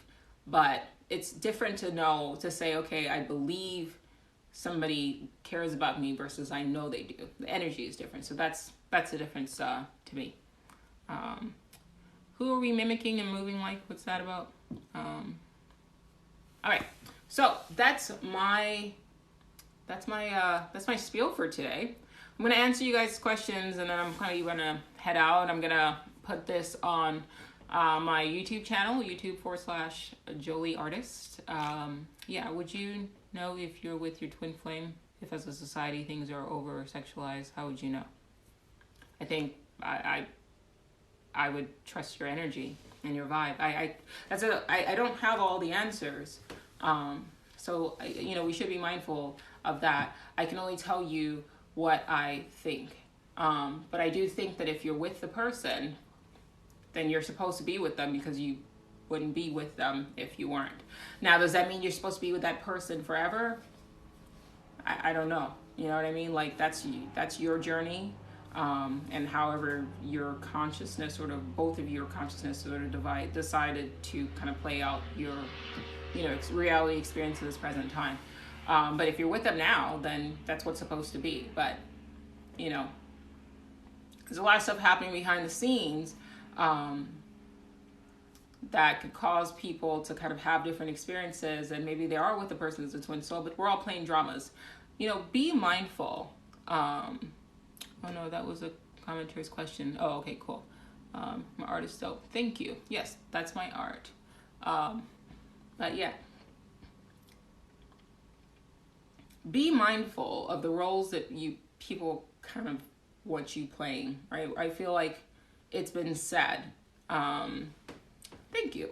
I feel like it's been said. The difference is that one just argues with you, and the one who believes kills you. Oh shit. Yeah, it's a bit dark, but it's true. Be mindful of the roles that people kind of impose on you. I approach this world, so it's not even my approach. Since the beginning of time, we have like the Hindus, we have the Buddhists, you have like basically every esoteric school. All all more or less saying that we are playing roles. Like even the word persona, right? Persona, personality, it's, you know, it's a mask that you wear. So you're not really this body, right? You're a consciousness that is embodying, you know, this persona, right? So this is just your body, this face, whatever it is. It's just a vehicle in which you utilize to experience this reality. You know what I mean? Oh, thanks for the rose. That's sweet. So it's hard enough in itself to recognize that you are playing a role, right? Like just telling people you're not your body, right? You are consciousness, especially in the Western civilization, right? To tell people you're not your body, you're consciousness, you know, playing, you know, through this body or having sort of a physical experience, and your body might die, but your consciousness is not. Just getting people to even like kind of wrap their minds around that is hard enough as it is. And then, you know, the personality that comes with your body and sort of dealing with that, that's hard for people to sort of like separate themselves from, okay, this is just the persona, and I can actually change the characteristics of this persona should I desire to, you know, play a different role, which is why I mentioned on my videos, in the comments of my TikTok videos, Neville Goddard, The Complete Reader, because he talks about that. Now you can literally change your persona. I mean, if you're playing a role, you can adapt and you can change. Some people are born into this role, or they upload their consciousness into a particular body, and then that's just who they are. And you'll see them, you hear them say that, right? There's a character trait that they embody, and you tell them, and you tell them, you know, this is not helpful. Like the person who has like anger issues, for example, and you say like, this anger does not benefit you, and they go, that's just who I am. No, that's not who you are. That's a persona. Good. That is the persona that's the personality of the persona that you're presently inhabiting. That's not who you are. And at any point in time, if you don't like that trait, you can change it consciously. If at any point in time you don't like a particular trait in the persona that you're presently inhabiting, right? Because you're not the persona, you're not the body, right? Your consciousness is playing a role. Get it? You can change it, but you have to believe that it's possible. Otherwise, you basically become imprisoned in a set of characteristics and personality traits. Yeah. But more importantly, you have to be mindful of the roles that people impose on you as well. I feel like that should be a whole different live, maybe. I don't know. Let me know if you guys want me to kind of finish the thought or whatever. But energy cannot be created or destroyed, only transformed. Exactly. But yeah, just sort of be mindful of that. Be mindful of people not imposing. You know, everybody is a main character in their own sort of reality experience. Does that make sense? And if you are caught up in somebody else's drama, they're casting you, you know, as a supporting actor or whatever, or, you know, they see themselves as the main character. If it's not a role you want to play, like pause and take a step back. I always mention the importance of meditation. I do this every live, and I will do it again. Because meditation is what allows you to separate consciousness from self and to become more of an observer, right? To watch, right? To separate and go, okay, I'm the consciousness, and then this is a role that I'm playing, right? And it's an important practice, and I will always kind of mention it because it's important for you to get into. And everybody that meditates pushes it because it's beneficial, and it does work into shaping your reality. And as I put it, shifting from free play mode to story mode. No, story mode to free play mode. All right, cool. So I'm going to finish your questions. How do you know if something is a belief versus an actual reality? Thank you for the insight. That's a great question. Well, how do you define actual reality? That's the thing, right? Because not everybody, people perceive reality differently. Case and point. Okay? Case and point. So every once in a while, I'll do I work as a photographer, and I will shoot I'll take pictures or I'll shoot a model, and it could be just a super beautiful woman, okay? And I take a picture, and then I send her the raw pictures or whatever, unedited, and I'll watch, and 10 times out of 10, the the model, the woman, who I just took a picture, she will like hyper fixate on little things. Like she'll go like, my nose is too big, or my thighs are fat, or so she's picking these things. It's called body dysmorphic disorder, and a lot more people suffer from it in our society than we realize. But her nose isn't big. Like, I'm looking at her and I'm like, your nose isn't big. Like, you're perfect. Like, you look fine. But if somebody were to, on this live, I talked about in the future, there will exist a technology that allows you to essentially take images from your mind and project them onto form or into another person's mind. So if, let's say, somebody invented a technology that allows me to draw an image of how I perceive this woman or a woman and how she perceives herself, and we put those images side by side, her image of herself will be drastically different than my perception of her. Okay? And that just body dysmorphic disorder in itself is just one small example of the fact that people perceive reality differently. So to say, how do you separate what's from, what belief versus, actual reality, to paraphrase your question, they're the same. Like, your beliefs shape your reality. Your perception shapes your reality. So if somebody tells you that something is not possible and you believe it's not possible, your reality experience is going to be completely different than somebody who believes something is possible. I'll say it again, because this is important. If somebody convinces you, and think about what we've been programmed with since birth in this, present incarnation, about our perception of what is possible in this reality. But if somebody kind of hijacks your consciousness and they've convinced you that something is not possible, and you believe it, then your reality experience is gonna be that. It's gonna be limited to the constructs or the confines of your belief, as opposed to what somebody else who believes something different believes or thinks or knows, whatever word you want to use, who perceives reality in a completely different way. So the purpose of my TikToks, of these talks, is if I can get you guys to start thinking about viewing reality differently and perceiving reality differently. Like, if I say to you, hey, if you can remember your past, you can perceive the future, you can remember the future. If you believe that it's possible, nope. If you know that it's possible, I know that it's possible because I've on my podcast, I've documented and detailed this. This happens to me. I don't perceive time in a linear fashion. And on my podcast, I've actually chronicled, you'll hear from my podcast, my episodes from 2020, I had this one experience where I was okay, something's going on, and then it ended up being actual, something, I actualized something or had a relaxed experience. It was just really weird. But I'm sitting and I'm just talking in real time, so I'm not perceiving time in a linear fashion. Like I said at the beginning of this live, I will say something verbatim, and then a year or a month or a week later, I will come across a book where I'm literally reading what I've just said, line for line in this book. I just said it on my podcast, and it keeps happening. And at first I was like, what the hell is going on? But then I realized okay, something's happening where I'm just perceiving time differently. And if time isn't linear and all the time is happening at once, then that's not impossible. That's just how my brain is functioning right now. So that's that.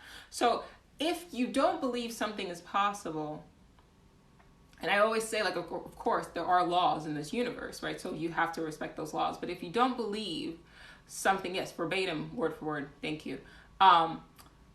If you don't believe something's, thank you. I'm glad you guys are confirming that. But if you don't believe something is possible, then your reality experience is not going to be the same as mine. I know, and just, I'm just talking, but you know what I mean? I want to say if you don't know something is possible, but I'm using belief because that's what people understand it to mean, okay? So if you don't know that something is possible, then you will not have that experience, right? Or you're less likely, it's less probable that you have an experience, as opposed to thinking, okay, that could be possible. So that's why That's why you tapped into collective consciousness. Exactly. Thank you. So that's why it's important for people to start expanding their minds, right? As far as what is possible and what is not possible. And I'm saying like nothing is impossible. And that's why I post these books. And some people immediately, like there's some people who's like you read their comments and they're just like, this is not possible. And I'm just like blocked. Because you haven't read the book. You know what I mean? And you're not even like doing the research to find out like who's written the book. What are they talking about in this book? You're just outright saying this isn't possible. And if you're saying it's not possible, then yes, my response, I'm always tempted to say it's not possible for you, right? So if I painted this, okay? And I told you I sat and I painted this. And then you come in and you go, it's not possible for somebody to paint that. My response is, it's not possible for you, okay? Because you haven't put in the time, energy, effort to expand your mind. There was a point in my life when I would sit down and say, okay, I don't think I can paint faces. So my earlier paintings were very abstract because I told myself I don't believe I could paint faces, and so I couldn't. And then I told myself I can do that, and so I did. Okay, so I'm not going to get sucked into a conversation with somebody who's not willing to take the time to read what scientists, because I'm very mindful of the information, of where I get my information, right? I'm very mindful where I get my information because I understand that a lot of things I talk about, I will be met with resistance from people. So I'm not going to cite a source or mention a book that, I haven't at least researched the author, and it's not an author with, it's always an author, like I'm citing authors that are like physicists or theoretical physicists or, neuroscientists or MIT graduates or whatever, right? Like these are people who are like, they're, elbows deep in this world where things are a bit weird, right? And then I will use that as a source and say, go check that out and then form your own conclusions, okay? But don't come up and tell me that this isn't possible. It's not possible for you. And that's your limitation, and you're not going to project that on me, like miss me with that. And yes, I will block you because if you're coming in and you're coming at me with that energy, like I know you haven't put in the time, energy, effort. Like I've sat here and talked to you guys for hours. I know what I'm talking about. I don't believe what I'm talking about. I know what I'm talking about. There's a difference between believing something and knowing something. I know what I'm talking about. So I'm not going to take time out of my life and talk to you guys like without like really taking a breath or whatever. Like this is just, it's from my head and it's coming out of my mouth. I've been deeply immersed in this for years. My own personal experiences caused me to seek out the books that I've now shared with you guys. And I implore you to read the books as well. But my thing is, there are some people who have been sitting this whole time just listening to me talk.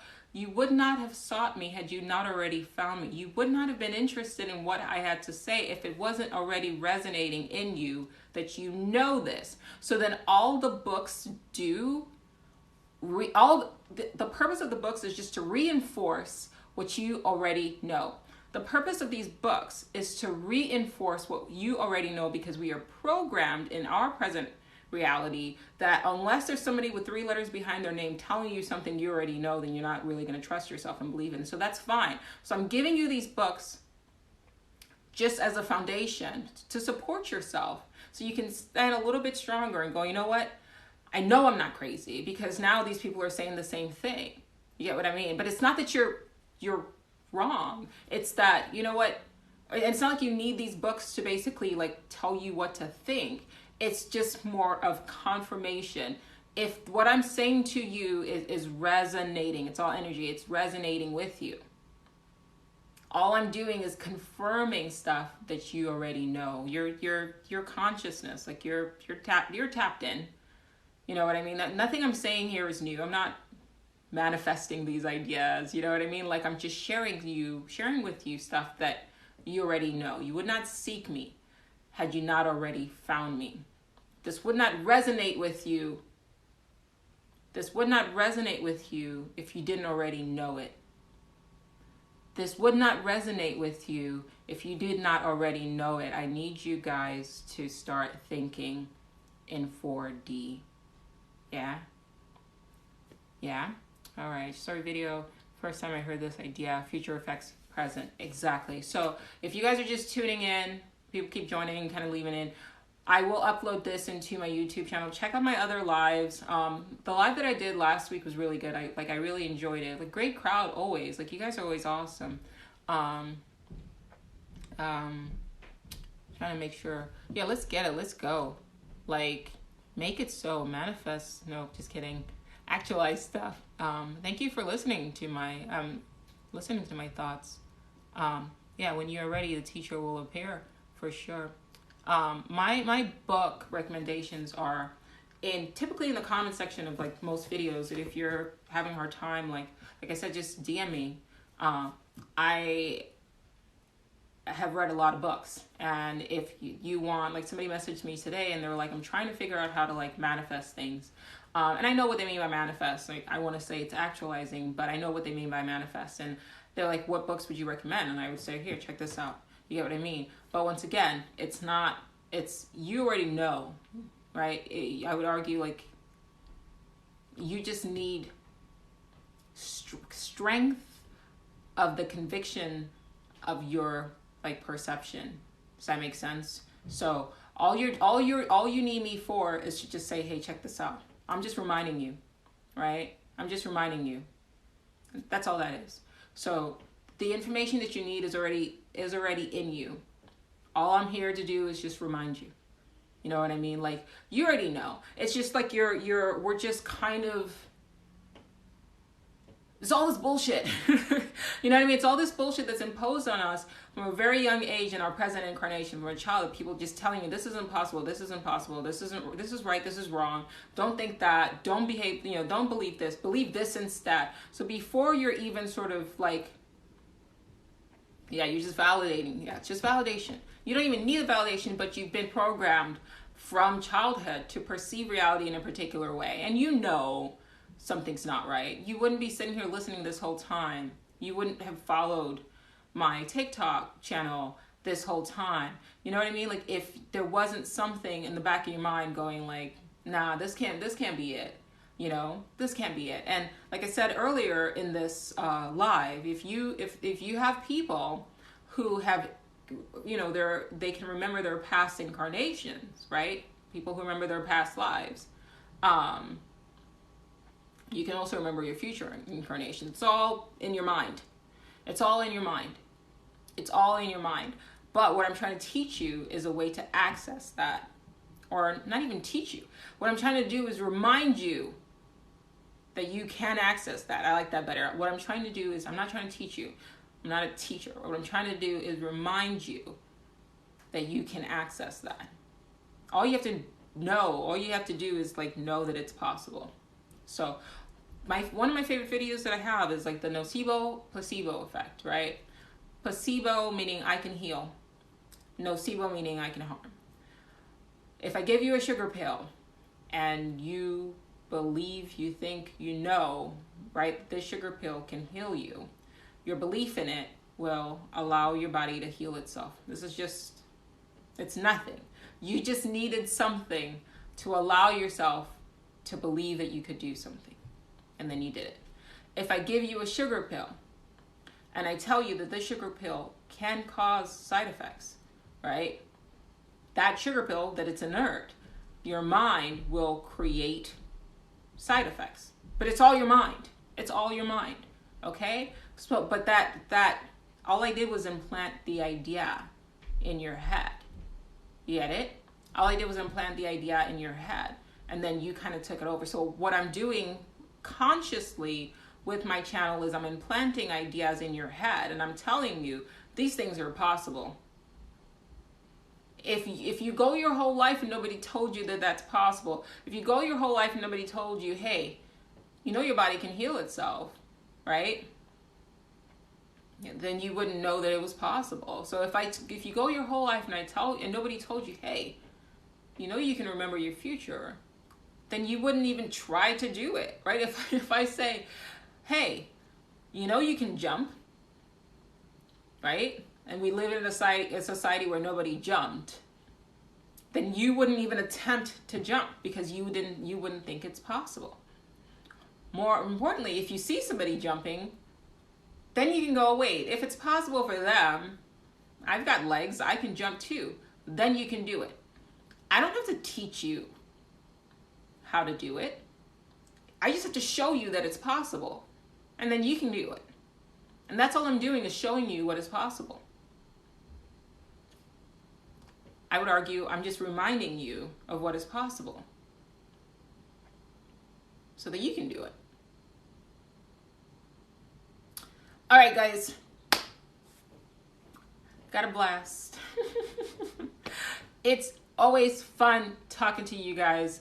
Every time I've done this live, every time I do a live, I starts in the mind, exactly. Every time I do a live, like before I sit to do it, I'm always like, ugh, like, man, like, what am I going to talk about? And then I turn the camera on and you guys are always awesome.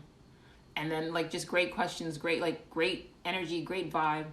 You know what I mean? And then it's just always awesome. And I just love that you guys like, you know, pop in and say hello. Totally love you guys. You guys are just awesome. Thank you.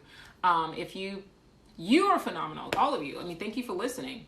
You know, like, thank you for bringing the energy. Like, you know what I mean? Like, so thank you guys. I really appreciate it.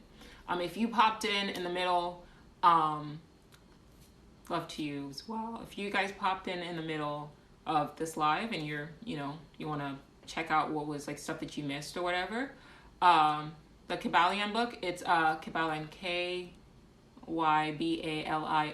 the Kybalion by the three initiatives. It's easy to find. Thank you, Jacob. So awesome. But yeah, if you guys popped in the middle, subscribe to my YouTube channel. And the reason why I'm pushing my YouTube, excuse me, that's like choke on air. The reason why I keep mentioning my YouTube channel is because sometimes TikTok, the algorithm, what it does is it'll push a video and then your other videos like get suppressed. And so I've had a couple people say like, I'm not seeing your videos, and I'm like, I'm posting them, but it's just, I'm stuck in some weird like rhythm or whatever. So if you guys subscribe to my YouTube, then at the very least, if I post a video, you know, you guys know when it's posted, and then you can kind of check it out. Then I'm not like, it's not like, okay, what the algorithm chooses to show you guys or whatever. And I have my podcast as well. I love doing the podcast. I've been doing Your One Black Friend podcast for like a couple of years now. And it's basically like this, except you're not seeing me. Although I've started to film it more, where I just talk about concepts. And so I read a lot, in case you guys are like curious, I guess. I read about 5 to 7 books a week. And in that time, something comes up, and then like I like, you know, will like digest it, and then I'll go on my podcast and then just talk about it. Like, this is what I think, you know, like this is what, you know, what about this? Have you guys considered that? So like my brain is like the sort of filter that I kind of create narratives with. You know, I talk about the importance of using your mind as an artist, not just a painter or a writer, but if you're an entrepreneur, you're a creator, right? You are a creator. We're all creators, right? So using your mind creatively, and then I want to take these ideas, right, these perceptions of future probable realities, and then put it out there and then help you guys in a way. So that's my jam. Yeah. I don't get paid on, I don't think I get paid on YouTube. It's like $2. But yeah, TikTok definitely has some issues. But yeah, I appreciate you guys, as always, and it's not lip service. Like, I'm not that person. If you guys haven't noticed, I tend to just say what I think, and I don't really have much of a filter. So when I say I appreciate you guys, I really do. It's good to communicate with people that where it clicks it, because I mean, this is me, you know, you know, in like day-to-day life, you don't get to have these kind of conversations with people, you know,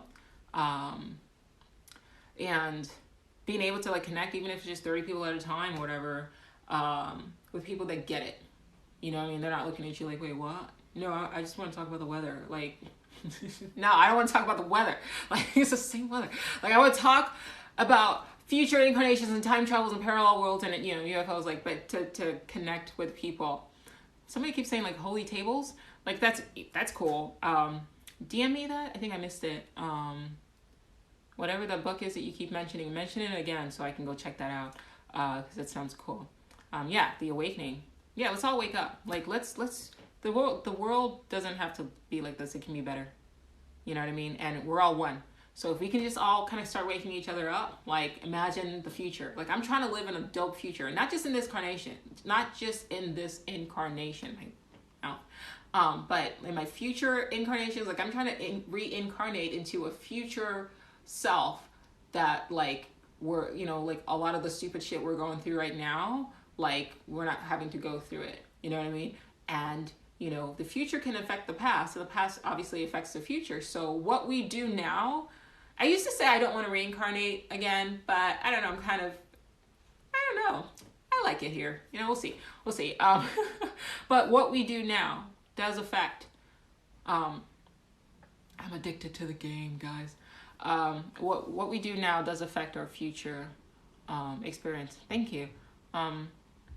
Thank you for the rose, and thank you for listening. To find someone who's not only interested in this topic but understands well. I'm same. Hydrogen collider damaging the God particle. Interesting. It's time. Yeah, it's time. We can do better. You know. It's awesome. I'm glad we're all vibing. That's awesome.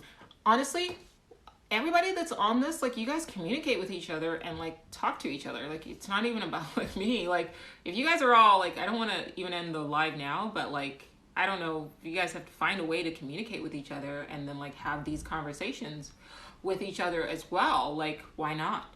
Like, be friends with each other. Like, be excellent to each other. You know what I mean? Like, hey, we're in a room of, like, 30 people, right? Who, like, we're all listening. We're all interested in the same thing. So, like, why not connect to each other? I don't know, just a thought. You know what I mean? But yeah, we definitely won. It's a collective consciousness, and we can be excellent to each other. I love that movie. But we can collectively shape the reality experiences that we actualize if we all get on the same page. You know what I mean? Like, it doesn't have to be like this. It can be better. I've seen it. You know what I mean? Like, we just have to actualize it, you know? It can be better. So, anyway, party on, dudes. I don't know why I love that movie, but I love that movie. Send love to India. Definitely. Send love to India. Send love to India. He said, not with my introverted self. Y'all please. Probably you should read the 6 volumes of And We Were All One. You are all one. So let's actualize a future of reality that's better than this one. It's there, it exists, right? But we have to collectively navigate, you know, to that location in time. So, yeah. All right, guys. Signing off. I don't know which book. DM me if you have any questions. I don't know which book. Or the other person. Yeah. All right. Bye, guys. Thanks for stopping by.